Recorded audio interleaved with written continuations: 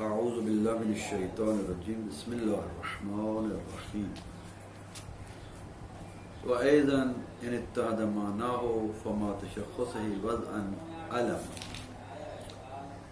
وبدونه متوات إن تساوت أفراده في المفرد أيضا قوله وأيضا مفعول مطلق لفعل محذوف أي آذ أيضا أي رجع رجوعا وفي إشارة إلى أن هذه القسمة أيضا لمطلق المفرد لا للاسم وحده. حاشیہ ملا عبداللہ کے ایک اور درس کو ہم یہاں بیان کریں گے اور ہم اس عبارت تک پہنچے تھے کہ جہاں مصنف فرما رہے ہیں وَأَيْضًا إِنِ اتَّحَدَ مَعْنَاهُ. یہاں پر صاحب حاشیہ فرماتے ہیں کہ یہ جو مصنف نے عبارت بیان کی ہے وَأَيْضًا إِنِ اتَّحَدَ مَعْنَاهُ فَمَا تَشَخُّصِ وَضْعًا عَلَمٌ. فرماتے ہیں یہ قولہ وَأَيْضًا، یہ مصنف کا قول ایضاً جو ہے یہ مفعول مطلق ہے فعل معذوف کے لیے. اصل عبارت تقدیری عبارت یہ آذا ایضاً، جس کا معنی آذا ایضاً کا معنی راجع رجوعا، یعنی لوٹ آیا، لوٹ آنا. ایک چیز لوٹ آئی ہے جس طرح کے لوٹ آتی ہے کوئی چیز. یہاں فرماتے ہیں کہ یہ آذا ایضاً، یہ ایضاً کا کلمہ جو ہے اس میں اشارتن، اس میں ایک اشارہ ہے. وہ اشارہ کیا ہے؟ وہ اشارہ یہ ہے کہ یہ جو تقسیم ہو رہی ہے، اب یہ جو مفرد کی تقسیم ہو رہی ہے، جیسے کہ پہلے تقسیم بھی ہوئی ہے کہ مفرد جو ہے وہ تقسیم ہوا جو ہے وہ اس کی طرف اسم کی طرف اور کلمہ کی طرف اور ادات کی طرف. تو اب فرماتے ہیں کہ ایضاً یہ اشارہ اس بات کی طرف کہ یہاں پر نیز یہ تقسیم مطلق مفرد کی ہے، اکیلے اسم کے لیے نہیں. اس طرح کا پہلے مطلقاً مفرد تقسیم ہو رہا تھا، یہاں پر ایضاً بتا رہا ہے کیونکہ ایضاً کا معنی راجع رجوعاً. تقسیم پہلے مطلق مفرد کی تھی، اب بھی مطلق مفرد کی تقسیم ہو رہی ہے. یہ ہے ایضاً کے معنی میں اشارہ. صاحب حاشیہ فرماتے ہیں وَفِيهِ بَحْثٌ. اگر یہ مان لیا جائے کہ یہ یہاں پر مطلق مفرد کی تقسیم ہے، نہ تنہا اسم کی، تو فرماتے ہیں اس میں بحث ہے، یعنی اس میں اشکال پایا جاتا ہے. وہ اشکال کیا ہے؟ فرماتے ہیں اشکال یہ ہے کہ اگر یہ مان لیا جائے کہ یہاں پر مطلق مفرد کی تقسیم ہے، تو یہ جو مطلق مفرد کی تقسیم ہونا اس بات کا تقاضا کرتی ہے کہ فعل اور حرف جب یہ متحد معنی رکھتے ہوں گے، نہ کہ معنی کثیر، جب یہ متحد معنی رکھتے ہوں گے تو فعل اور حرف جو ہیں یہ داخل ہو جائیں گے علم میں یا متواتی میں یا مشقق میں. یعنی فعل اور حرف بھی علم ہو سکتے ہیں، متواتی ہو سکتے ہیں، مشقق ہو سکتے ہیں. کیوں؟ مطلق مفرد کی تقسیم ہو گئی. جو بھی مفرد ہے اس کی یہ قسمیں بیان ہو رہی ہیں، تو چاہے وہ اسم ہے، چاہے وہ فعل ہے، چاہے وہ حرف ہے. اسم کی بھی یہ قسمیں ہوں گی، علم متواتی مشقق، اور فعل اور حرف جب معنی متحد رکھتے ہوں تو ان دو کی بھی یہی قسمیں بنیں گی، کیونکہ مطلق مفرد کی تقسیم. پھر ماننا پڑے گا کہ فعل اور حرف بھی علم ہوتے ہیں، متواتی ہوتے ہیں، مشقق ہوتے ہیں. حالانکہ ما انہم لا یسمون ہما بہذہ الاسامی، جبکہ منطقی حضرات مناطقہ جو ہیں وہ فعل اور حرف کو یہ نام نہیں دیتے، فعل اور حرف کا نام یہ نہیں رکھتے. فعل کو علم نہیں کہتے، متواتی نہیں کہتے، مشقق نہیں کہتے، حرف کو بھی علم متواتی اور مشقق کا نام نہیں دیتے. تو فرماتے ہیں حالانکہ اگر ایزن کو دیکھا جائے تو ایزن سے مراد یہ نکلتی ہے، معنی یہ نکلتا ہے۔ فرماتے ہیں کہ اس کی وجہ، اس کا سبب کہ یہ جو ہے وہ منطقی حضرات فعل اور حرف کو علم متواتی اور مشکک کا نام نہیں دیتے، اس کی کیا ہے؟ تو لہذا یہاں پر جو ہے اس اشکال کے 3 جواب ذکر ہو رہے ہیں، 3 جواب بیان کیے جا رہے ہیں کہ نہیں بھائی، یہاں پر جو ہے وہ اگر مطلق مفرد مراد لیا، مطلق مفرد کی تقسیم مراد لی جائے تو پھر یہ اشکال وارد ہوتا ہے کہ جناب والا فعل اور حرف بھی علم متواتی اور مشکک ہو جائے گا، حالانکہ منطقی ایسا نہیں کہتے۔ کیوں نہیں کہتے؟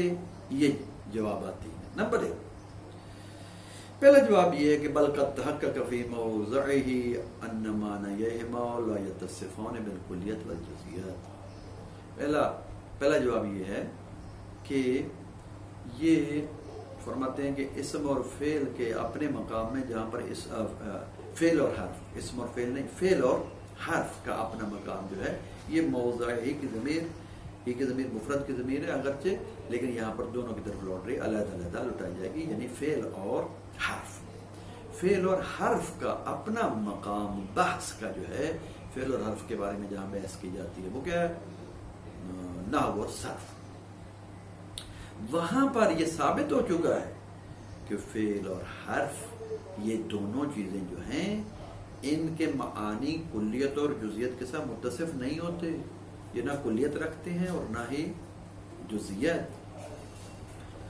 تو جب ان دونوں کے معنی کلیت اور جزئیت کے ساتھ متصف نہیں ہوتے تو فرماتے ہیں کہ یہ جو ہے علم متواتی اور مشکک بھی نہیں ہوتے۔ کیوں؟ اس لیے کہ علم جزئیت کے تحت بنتا ہے اور جو متواتی اور مشکک جو ہے وہ کلیت کے تحت بنتا ہے، جیسے کہ تفصیل بعد میں آئے گی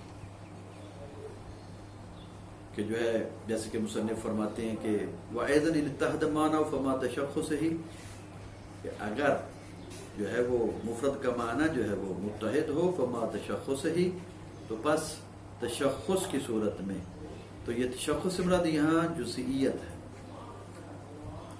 تشخص سے مراد جزئیت، تو جزئیت کی صورت میں واضح طور پر علم، اور آگے وہ بدون ہی بدون تشخص یعنی کلی کی صورت میں پھر 2 متواتی اور جو ہے وہ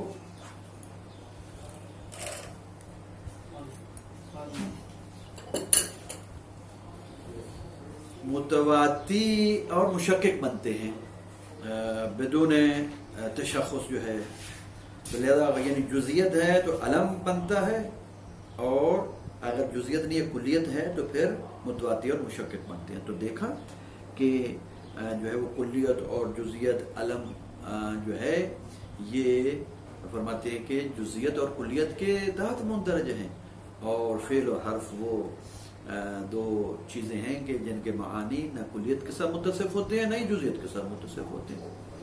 تو لہذا جب کلیت اور جزئیت کے ساتھ ان دونوں کے معنی متصف نہیں ہوتے تو یقیناً پھر ان کا جو ہے یہ نہ علم ہوں گے نہ ہی جو ہے وہ متواتی ہوں گے اور نہ ہی مشکک ہوں گے۔ دوسرا جواب فتعمل فیہ میں 2 جواب دیے گئے۔ ایک جواب یہ دیا گیا ہے کہ جناب والا آپ ذرا کر غور کریں، یہ ایزن کا کلمہ یہ معنی نہیں رکھتا جو آپ نے معنی کیا کہ ایزن جو ہے وہ یہاں اس سے مراد یہ ہے کہ پہلے مطلق مفرد کی تقسیم تھی، آپ بھی مطلق مفرد کی تقسیم ہے، ٹھیک ہے، ایزن کا معنی راجع رجوعاً ضرور ہے، لیکن یہاں ایزن سے پہلے واو ہے، واو مستانفہ ہے، اور واو مستانفہ بتا رہا ہے کہ ما بعد کا ما قبل کے ساتھ کوئی تعلق نہیں ہے۔ ٹھیک ہے، پہلے مطلق مفرد کی تقسیم تھی، اب مطلق مفرد کی تقسیم ہونا ضروری نہیں ہے، تو لہذا یہاں پر مطلق مفرد کی تقسیم نہیں ہے بلکہ صرف اسم کی تقسیم ہو رہی ہے۔ تیسرا جواب یہ کہ تعمل فیہ میں کہ جناب والا اگر کسی چیز کی جو ہے وہ تقسیم کی جائے اور اس کے بعد اس کی ایک قسم آگے جو ہے تقسیم ہو رہی ہے، اس کی اقسام بن رہی ہوں، تو یہی کہا جاتا ہے کہ مقسم تقسیم ہو رہا ہے۔ مثال کے طور پر جیسے کلمہ تقسیم ہوتا ہے اسم فعل اور حرف میں. پھر اس کے بعد جو ہے کہا جاتا ہے کہ جناب والا جو ہے وہ اسم جو ہے وہ ثلاثی ہوتا ہے، سداسی ہوتا ہے، خماسی ہوتا ہے. تو فرماتے ہیں کہ یہ ثلاثی، سداسی اور خماسی ہونا یہ اسم ہے، صرف فعل اور حرف میں تو نہیں ہے. تو فرماتے ہیں کہ جبکہ یہ کہا جا سکتا ہے کہ یہ کلمہ آگے ثلاثی، سداسی اور خماسی کی طرف جو ہے خماسی اور سداسی کی طرف تقسیم ہو رہا ہے. تو لہذا فرماتے ہیں یہ کہہ دیا جائے. تو یہاں پر بھی اگر یہ کہہ دیا جائے کہ جناب کلمہ تقسیم ہو رہا ہے، یعنی مفرد تقسیم ہو رہا ہے، جیسے کلمہ کے تقسیم ہو رہا ہے سداسی تک، تو یہاں پر بھی کہہ دیا جائے کہ مفرد تقسیم ہو رہا ہے علم متواتی اور مشکک کی طرف. تو اس سے مراد یہ نہیں ہوگا کہ اسم، فعل اور حرف تینوں کی تینوں قسمیں جو ہیں وہ تقسیم ہو رہی ہیں. قولہ ان اتحدہ اے واحدہ معنی ہو، بس ان اتحدہ معنی ہو، یعنی اگر مفرد کا معنی جو ہے وہ متحد ہو، فما تشخص ہی، یعنی اتحدہ کا معنی اے واحدہ معنی ہو، یا واحدہ معنی ہے. اتحدہ کو واحدہ میں اس لیے یہاں تفسیر کی گئی ہے کیونکہ اتحدہ سے مراد جو ہے وہ انضمام میں شیئین یا انضمام میں اشیاء مراد لیا جاتا ہے، جبکہ یہاں پر انضمام نہیں ہے، جبکہ یہاں پر جو ہے وہ وحدت مراد ہے، یکتائی مراد ہے. اس لیے واحدہ کے ساتھ جو ہے اتحدہ کی جو ہے وہ شرح کی گئی. قولہ فما تشخص ہی، پس فما تشخص ہی یعنی اے جزیت ہی، پس مفرد کا معنی اگر متحد ہو، واحد ہو، فما تشخص ہی یعنی اے جزیت ہی یعنی اپنی جزیت کے ساتھ جزیت رکھتا ہو. قول وضعن کہ وہ جزیت وضعن ہو، اے بحسب الواز، واز کے اعتبار سے. لہذا مصنف علیہ الرحمہ نے یہ جو مطلب بیان کیا ہے کہ ان اتحاد معنی ہو، اگر مفرد کا معنی جو ہے وہ مفرد ہو اور فما تشخص ہی، تو پس تشخص کی صورت میں اپنی جزیت کی صورت میں وضعان وضعی طور پر علامت تو وہ علم ہوتا ہے. تو یہاں پر ہم نے اتحادہ، تشخص اور وضعان کی جو ہے وہ وضاحت ہم نے کر دی ہے. وضعان اے بحسب الواز، واز کے اعتبار سے تشخص رکھتا ہو، واز کے اعتبار سے تشخص رکھتا ہو، یعنی تشخص وضعی ہو، نہ کہ استعمالی. بعض اوقات تشخص جو ہے وہ استعمالی ہوتا ہے، بعض اوقات تشخص جو ہے وہ وضعی ہوتا ہے. لہذا فرماتے ہیں جیسے کہ اسماء اشارہ کے بارے میں جو اختلاف ہے مصنف میں اور دوسرے علماء میں. مصنف کے نزدیک اسماء اشارہ میں تشخص جو وضعی نہیں ہے بلکہ استعمالی ہے. دوسرے علماء فرماتے ہیں کہ نہیں، اسماء اشارہ میں جو ہے وہ تشخص جو ہے وہ تشخص وضعی ہے. تو فرماتے ہیں کہ جب مصنف اسماء اشارہ میں اس بات کا قائل ہے کہ ان میں تشخص وضعی نہیں ہے بلکہ استعمالی ہے، تو لہذا یہ خارج ہو جائیں گے. علم کیا چیز ہوگی؟ علم اسے کہتے ہیں جس میں جب مفرد کا معنی متحد ہو، تشخص بھی رکھتا ہو اور تشخص وضعی ہو، بحسب الوضع ہو، دون الاستعمال، استعمالی نہ ہو. اس کی تھوڑی سی وضاحت کرتے چل جائیں کہ تشخص وضعی یعنی کہ تشخص جو ہے وہ وضعن ہو، یعنی واضح وضع کرتے ہوئے وقت جو ہے وہ اس کو مشخص کیا گیا. جیسے کہ علام میں ہوتا ہے کہ کسی کا بچہ پیدا ہوا تو اس نے لفظ زید لیا اور اس لفظ زید کو خاص کر دیا ذات زید کے ساتھ، یہ تشخص وضعی ہے. اسماء اشارہ میں آ کر اختلاف پیدا ہو گیا. اسماء اشارہ میں آ کر کہتے ہیں مثلا حاذا اس میں اشارہ ہے، اس کے بارے میں کیا ہے؟ تو بعض علماء کہتے ہیں کہ یہاں پر بھی تشخص جو ہے وہ تشخص وضعی. حاذا کو جو ہے وہ اسم اشارہ، اس اسم اشارہ کو جو مشار الیہ کے لیے وضع کیا گیا ہے، معین کر دیا ہے واضح نے. استعمال جو ہوتا ہے، یہ استعمال جو ہے وہ اس معنی کثیر کے لیے ہوتا ہے، تشخص وضعی ہے.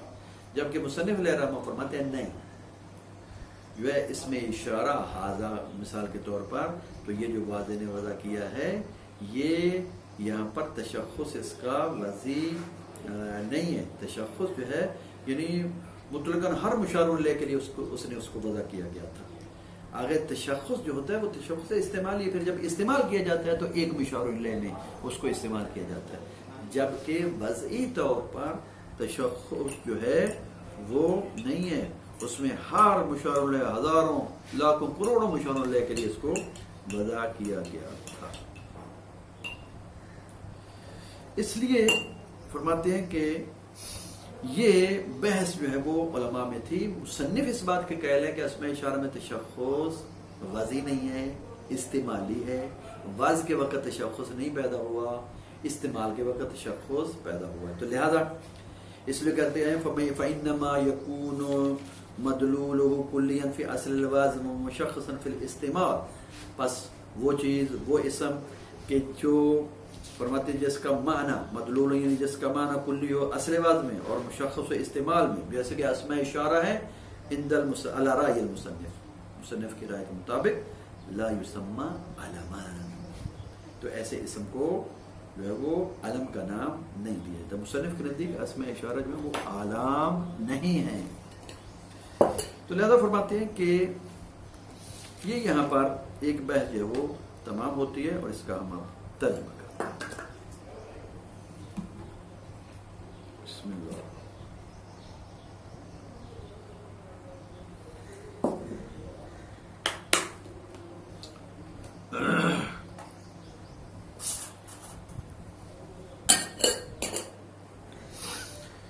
وَأَيْضًا إِنِ اتَّحَدَ مَعْنَاهُ فَمَا تَشَخُّصِهِ وَضْعًا.